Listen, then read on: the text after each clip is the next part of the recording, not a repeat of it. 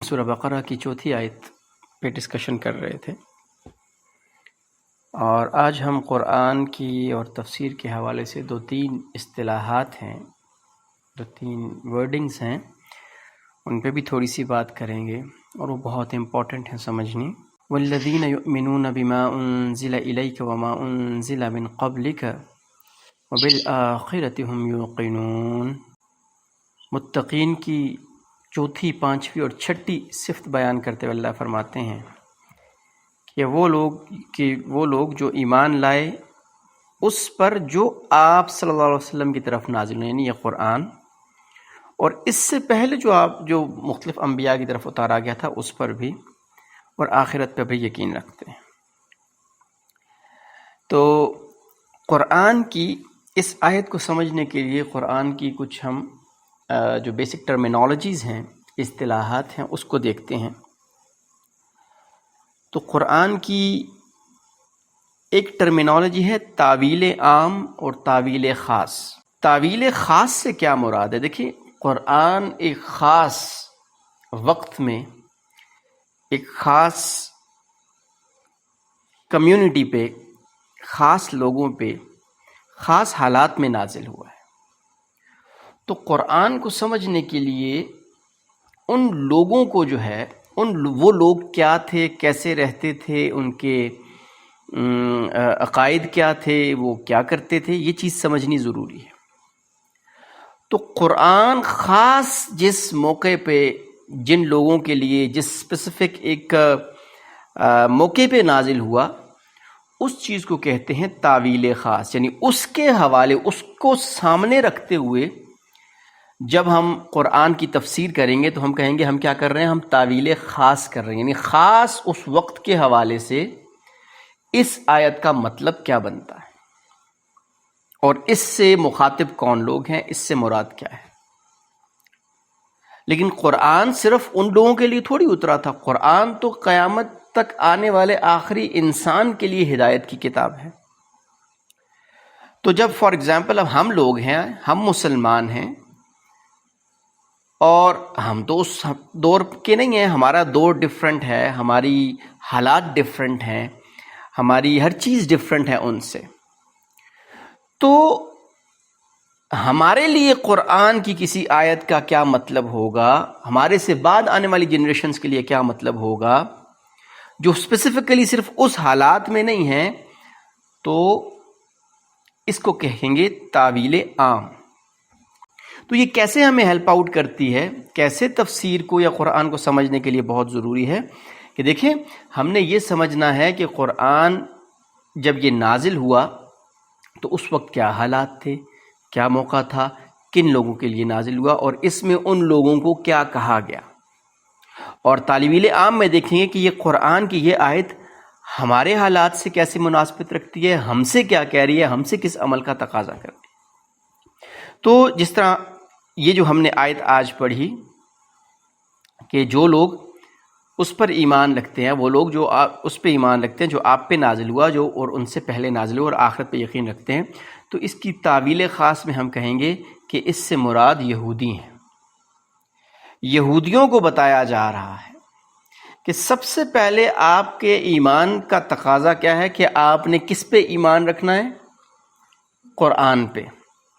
آپ کے پاس توریت موجود ہے، آپ کے پاس جو ہے وہ انجیل موجود ہے، آپ کے پاس زبور موجود ہے، لیکن چونکہ وہ صحیح حالت میں، وہ بھی ہم نے ان پہ بھی یقین رکھنا ہے کہ اللہ ہی کی اتاری ہوئی کتابیں تھیں، لوگوں نے ان کے اندر چینجز کر دی، تحریف کر دی۔ قرآن دنیا کی وہ واحد کتاب ہے جس کے اندر تحریف نہیں ہو سکتی، تحریف میں چینج نہیں ہو سکتی، کوئی تبدیلی نہیں لا جاتی، اور اس کی وجہ یہ ہے کہ اس کی حفاظت کا ذمہ خود اللہ نے خود اٹھایا ہے۔ اِنَّا نَحْنُ نَزَّلْنَا الْقُرْآنَ وَإِنَّ لَهُ لَحَافِظُونَ، ہم نے ہی اس قرآن کو نازل کیا، اللہ فرماتے ہیں، اور ہم ہی اس کی حفاظت کرنے والے ہیں۔ تو قرآن میں کوئی بھی چینج نہیں ہو سکتی۔ پرابلم کیا تھا کہ دیکھیں، اور کہ یہودیوں کے پاس کیا تھا، یہودیوں کے پاس ایک کتاب تھی، اس میں کوئی عقائد کا ذکر تھا، کسی چیز کا ذکر تھا۔ اب جب قرآن آیا، اور قرآن ظاہر ہے ان کی کتابیں جو باتیں غلط تھیں، تحریف شدہ تھیں، قرآن اس سے کیا کرتا تھا؟ ٹکراتا تھا. قرآن کچھ اور کہتا تھا، ان کی کتاب کچھ اور کہتی تھی.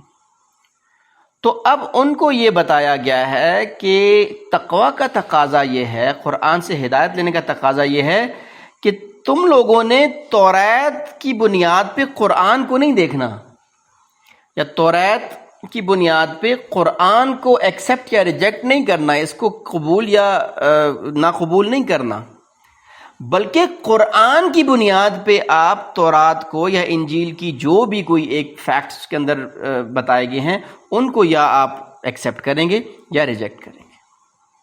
تو ان کو بتایا گیا کہ یہ قرآن اصل کسوٹی ہے، یہ اصل ایک معیار ہے، اس کی روشنی میں، اس کے بتائے ہوئے فرمودات میں تم نے باقی چیزوں کو دیکھنا ہے. اب یہ تو ہوگی تعویل خاص جو اس لوگوں کے وقت لیے تھا. آج کل تو الحمدللہ ہم تو یہودی تھوڑی ہیں. ہمارے لیے اس آیت میں کیا، میں نے عرض کیا تھا کہ ہمارے لیے اس آیت میں بہت بڑا سبق ہے، بہت بڑا سبق ہے. دیکھیں ہم چھوٹے سے ہوتے ہیں، ہمیں والدین کچھ سکھاتے ہیں، ہمارے کوئی ٹیچر ہمیں کچھ سکھاتے ہیں، ہمارے کسی عالم کے ساتھ اٹھنا بیٹھنا ہوتا ہے، اس کے بیان سنتے ہیں، وہاں سے ہم کچھ سیکھتے ہیں. آج کل سوشل میڈیا کا دور ہے، ہم یوٹیوب سے کچھ سیکھتے ہیں، کوئی جو ہے باقی کسی جگہ سے کچھ سیکھتے ہیں.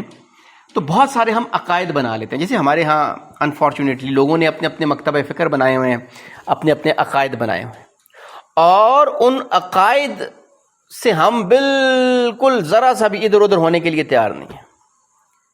تو قرآن ہمیں کیا بتاتا ہے؟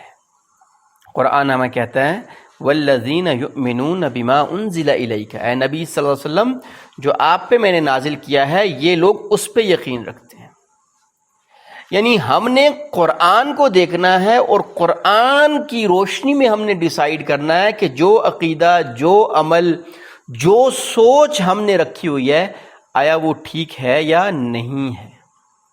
اگر تو وہ قرآن کے مطابق ہے تو بسم اللہ ہم نے اس کو ایکسیپٹ کرنا ہے، اور اگر وہ قرآن سے متصادم ہوتی ہے تو پھر ہم اس عمل کو، اس عقیدے کو چھوڑ لیں گے. اس لیے کہ قرآن حق ہے، سچ ہے، اور قرآن کا حق سب سے پہلا ہے کہ اس پہ عمل کیا جائے اور اس کو مانا جائے.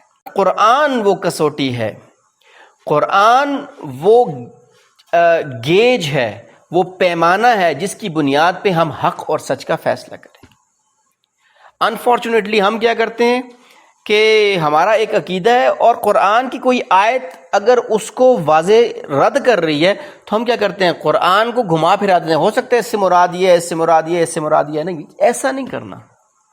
سمپل ہے، قرآن نے جو بات کہہ دی ہے اس کی بنیاد پہ، اس کی روشنی میں باقی ہر چیز کا ڈیسیژن لینا ہے. تو یہ ہمارے لیے ایک بہت امپورٹنٹ چیز ہے کہ ہم قرآن میں جو بھی پڑھیں گے وہی ہمارا عقیدہ ہوگا، وہی ہمارا عمل ہوگا، نہ کہ ہم عقیدے کی بنیاد پہ قرآن کو چینج کریں گے. اس طرح اقبال نے کہا کہ خود بدلتے نہیں قرآن کو بدل دیتے.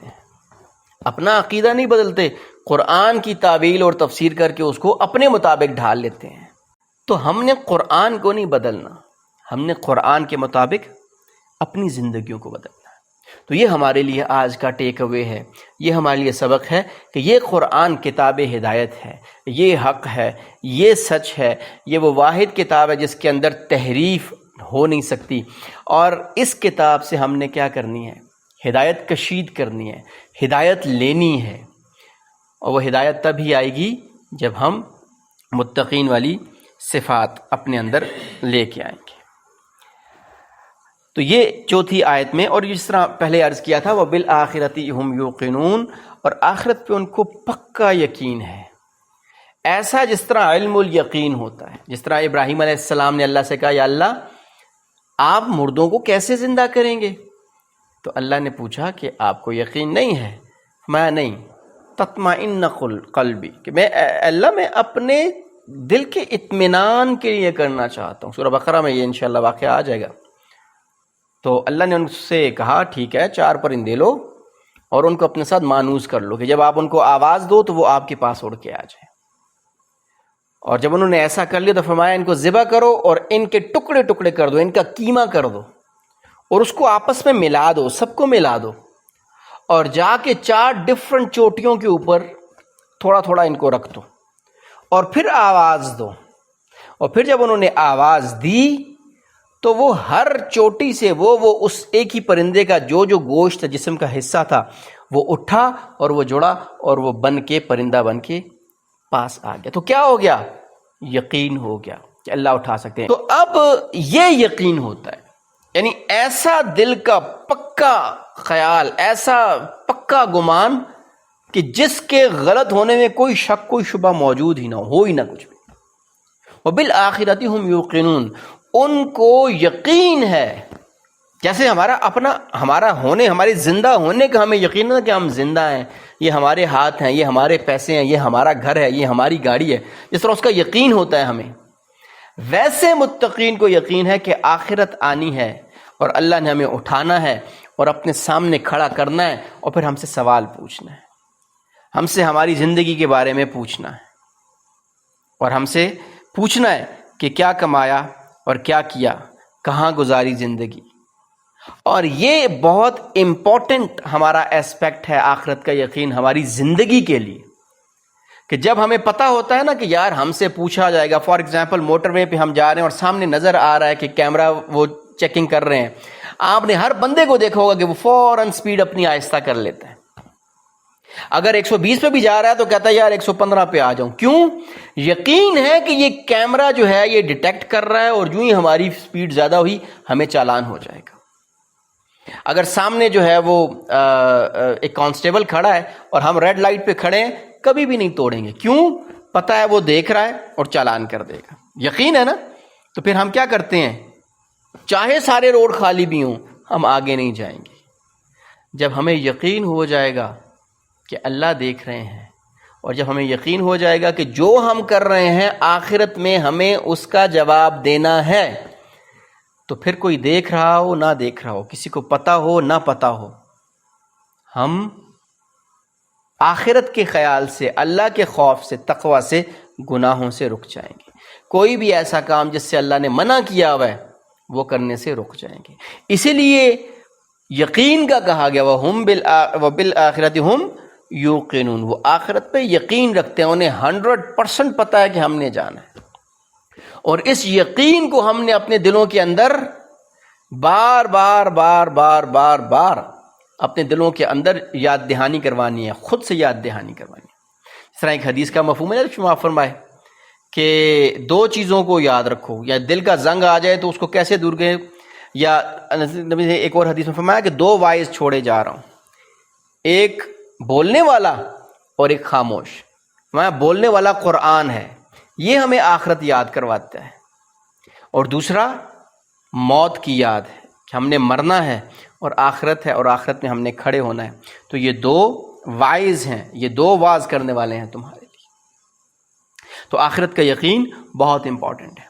اور اگر ہم اس کی تعویل خاص میں جائیں تو تعویل خاص یعنی یہود جو اس وقت کے تھے ان کے لحاظ سے، میں نے پچھلی لیکچر میں بتایا تھا کہ انہوں نے کیا کیا، آخرت کا کانسیپٹ وہاں پہ نا بہت دھندلا گیا تھا، آخرت کی ڈیٹیلز کو حذف کر دیا گیا تھا، آخرت کی ڈیٹیلز کو جو ہے وہ ختم کر دیا گیا تھا، اور یہ والا بیان کر دیا گیا تھا. ایک ان کے علماء نے قرآن بتاتے ہیں ان کے ذہنوں میں یہ تھا کہ ہم تو اللہ کے پیارے ہیں، ہم تو اللہ کی خاص چہیتے بندے ہیں، ہم نے تو جنت میں ہی جانا ہے، اور اگر ہم جہنم میں گئے بھی تو کچھ دن کا حصہ یا کچھ ایک دن کے لیے یا کچھ دن کے حصے کے لیے ہم جائیں گے، اس کے بعد تو ہم نے جنت میں چلا جانا ہے. تو اللہ جل شانہ نے قرآن میں کیا فرمایا کہ نہ ان کی خواہشات کے مطابق فیصلہ نہیں ہونا، ان کے گمان پہ نہیں فیصلے ہونے، فیصلے تو ہونے ہیں اللہ کے قانون اور جو قرآن بتا رہا ہے اس کے مطابق.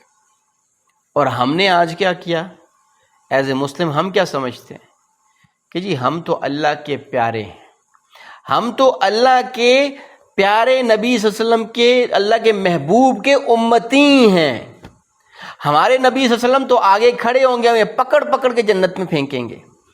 کوئی اللہ کے نبی صلی اللہ علیہ وسلم کے سہارے پہ بیٹھا ہوا ہے، کوئی علی رضی اللہ عنہ کے سہارے پہ بیٹھا ہوا ہے، کوئی پیروں اور ولیوں کے سہارے پہ بیٹھا ہوا ہے کہ جی ہمارے پیر صاحب ہیں وہ کھڑے ہوں گے قیامت والے دن اور پکڑ کے جو ہے وہ ہمیں جنت میں لے کے جائیں گے. ہم نے تو جی ان کا دامن پکڑا ہوگا، ہم نے تو ان کی جو ہے وہ قمیض پکڑی ہوگی اور ان کے ساتھ ساتھ ہم بھی جنت میں جا رہے ہیں. تو پھر اللہ نے قرآن کس کے لیے اتارا ہے؟ اللہ کے محبوب اپنے محبوب کو اتارا اور اپنے محبوب کے دندان مبارک بھی شہید کروا دیے. اپنے محبوب صلی اللہ علیہ وسلم کی اسی دین اسی قرآن کی خاطر ان کے خود کی کڑیاں ان کے سر میں بھی گھس گئیں اور ایسے زخم آئے کہ جن سے خون بھی بند نہیں ہو رہا تھا. ان کی بیٹیوں کو بھی طلاقیں ہو گئیں، صحابہ کو تکالیف دی گئیں، سب کچھ کیا گیا. اللہ اپنے محبوب کو اس دین کی خاطر تکالیف میں مبتلا فرما رہے ہیں. ہم کن خوش فہمیوں میں پڑے ہوئے ہیں کہ اللہ کے نبی ہمیں پکڑیں گے اور پکڑ کے جنت میں پھینک دیں گے، جب ہم اللہ کے نبی صلی اللہ علیہ وسلم خود اپنی بیٹی کو کہہ دیتے ہیں اے فاطمہ بنت محمد اس دن کے لیے تیاری کر لے. علیہ معاف فرمایا، اپنی پھپھو کو نام لے کے کہتے ہیں، اپنے رشتہ داروں کو کہتے ہیں اس دن کے لیے تیاری کر لیں، وہاں میں آپ کے کسی کام نہیں آ سکوں گا.